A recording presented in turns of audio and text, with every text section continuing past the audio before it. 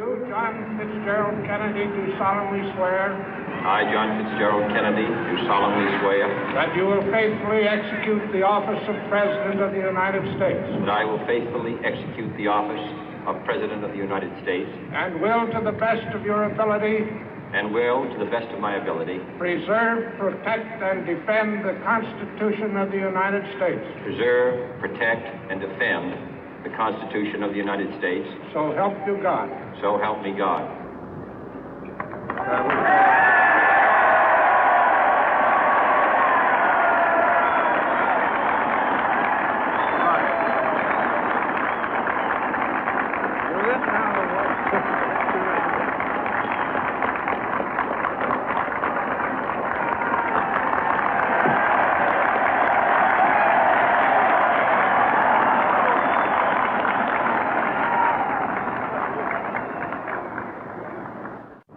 Vice President Johnson, Mr. Speaker, Mr. Chief Justice, President Eisenhower, Vice President Nixon, President Truman, Reverend clergy, fellow citizens. We observe today not a victory of party, but a celebration of freedom, symbolizing an end as well as a beginning, signifying renewal as well as change. For I have sworn before you and Almighty God the same solemn oath our forebears prescribed nearly a century and 3/4 ago. The world is very different now, for man holds in his mortal hands the power to abolish all forms of human poverty and all forms of human life. And yet the same revolutionary beliefs for which our forebears fought are still at issue around the globe. The belief that the rights of man come not from the generosity of the state, but from the hand of God. We dare not forget today that we are the heirs of that first revolution. Let the word go forth from this time and place to friend and foe alike that the torch has been passed to a new generation of Americans born in this century, tempered by war, disciplined by a hard and bitter peace, proud of our ancient heritage, and unwilling to witness or permit the slow undoing of those human rights to which this nation has always been committed and to which we are committed today at home and around the world.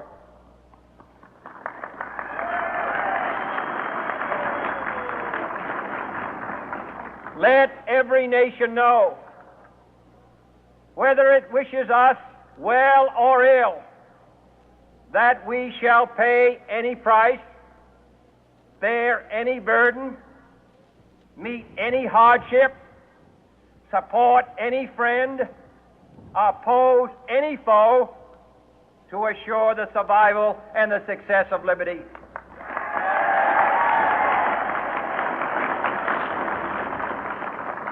This much we pledge and more. To those old allies whose cultural and spiritual origins we share, we pledge the loyalty of faithful friends. United, there is little we cannot do in a host of cooperative ventures.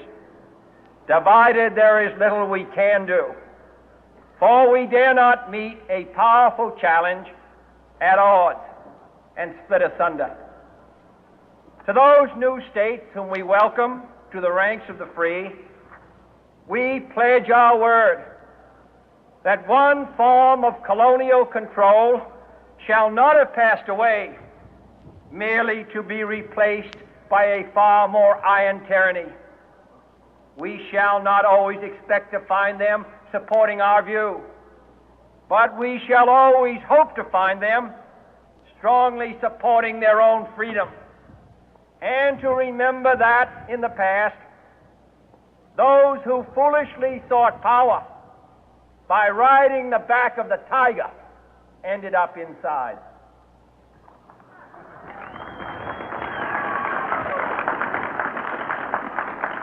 To those people in the huts and villages of half the globe struggling to break the bonds of mass misery, we pledge our best efforts to help them help themselves for whatever period is required, not because the communists may be doing it, not because we seek their votes, but because it is right.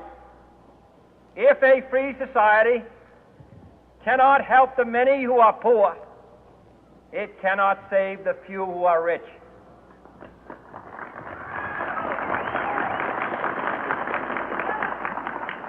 To our sister republics south of our border, we offer a special pledge to convert our good words into good deeds, in a new alliance for progress, to assist free men and free governments in casting off the chains of poverty.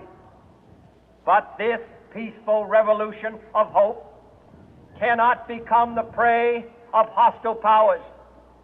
Let all our neighbors know that we shall join with them to oppose aggression or subversion anywhere in the Americas. And let every other power know that this hemisphere intends to remain the master of its own house.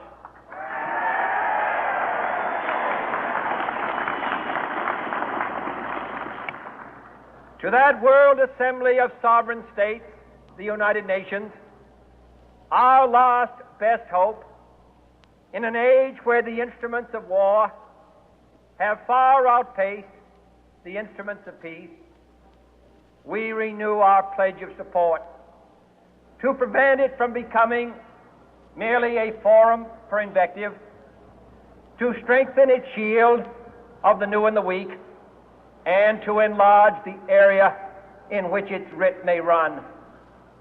Finally, to those nations who would make themselves our adversary, we offer not a pledge, but a request that both sides begin anew the quest for peace. Before the dark powers of destruction, unleashed by science, engulf all humanity in planned or accidental self-destruction, we dare not tempt them with weakness, for only when our arms are sufficient beyond doubt can we be certain beyond doubt that they will never be employed.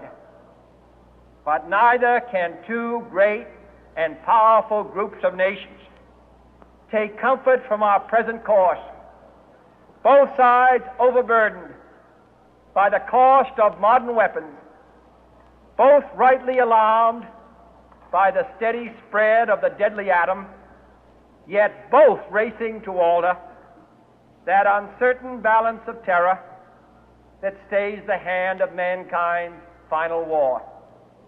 So let us begin anew, remembering on both sides that civility is not a sign of weakness, and sincerity is always subject to proof. Let us never negotiate out of fear, but let us never fear to negotiate.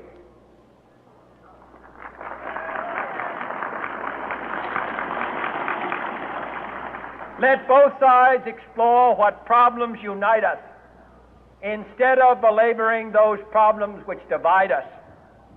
Let both sides, for the first time, formulate serious and precise proposals for the inspection and control of arms, and bring the absolute power to destroy other nations under the absolute control of all nations.